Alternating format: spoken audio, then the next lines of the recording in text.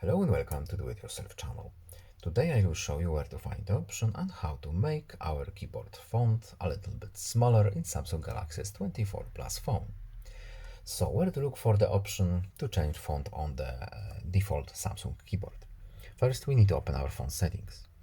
Then we need to look for the general management options menu. Next we need to tap Samsung keyboard settings. And here we're looking for our font size. Here it is.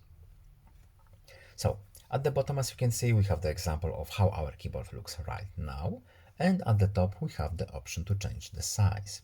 We have three settings, as you can see, indicated by these dots. We do not have the custom option between them, for example.